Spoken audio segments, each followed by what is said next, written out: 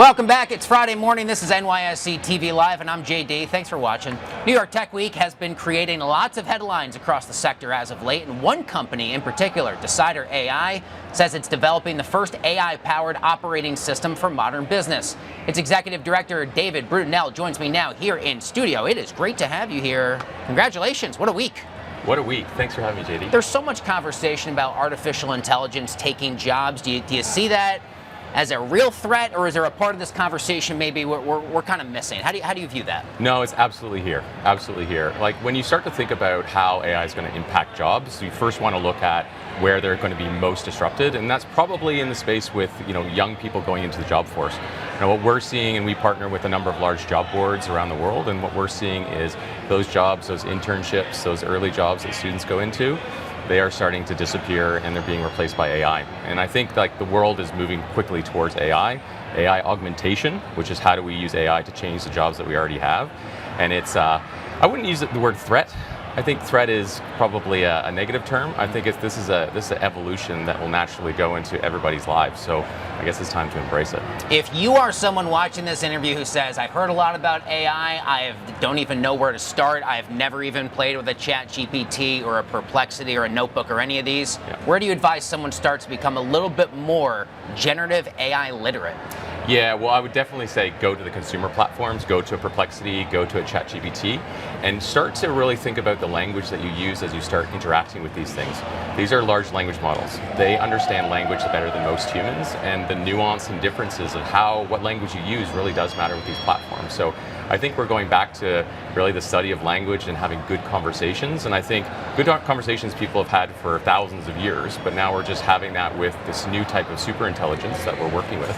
And words do matter, just like they have in the past, but that can become a really rare skill if you really have a good grasp of language. How is AI changing the way that companies hire? I mean, that's a really fascinating thing here. We just got a huge jobs report out this morning. It's a market mover. We cover that sort of data at the macro level. Yeah. And aside from general tariff uncertainty, now you got the worlds of business, publicly traded companies right here at the NYSE. They're also grappling with this technology and what it means for their workforce. Yeah. Well, at Decidr, we work with SMEs, so we're right at the coalface of how businesses are starting to think about putting AI into their organizations.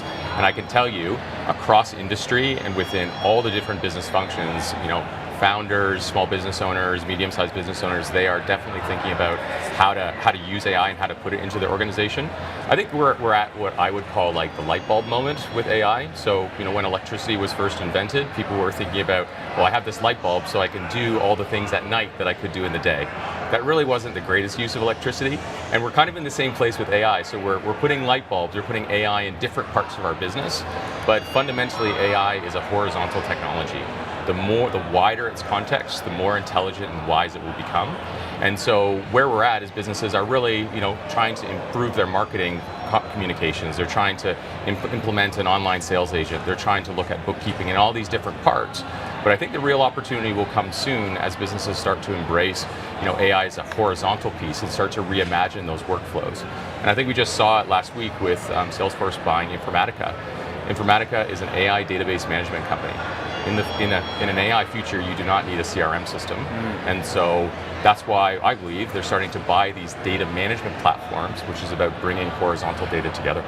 How should companies be better handling ethical and privacy concerns surrounding AI? I mean, we talk a lot about the incredible amounts of data that had to be input into these systems for them to become as smart as they are to deal with in the first place. And while we're having all these conversations about data privacy on other platforms, I feel like we're not talking enough about as it pertains to these new models. Yes, absolutely. So before starting Decidr, I worked in large language models and model development, and there's kind of two answers to that question. Like the first answer is the underlying base models have bias in them. And it's about getting as many groups and as many unique groups as possible to participate in the training. What people don't realize is that these large language models have been built on the back of millions of humans interacting with them, what's called RLHF, or reinforcement learning with human feedback. And that really is getting people to participate in AI and to help make it smarter. And the more diverse populations we get into these models, the more representative they'll be. So that's the first part. And then the second part is, how should you act from a values perspective for your business? And AI is very compliant. And every business that is thinking about putting AI in their company should be thinking about a code of conduct for their AI.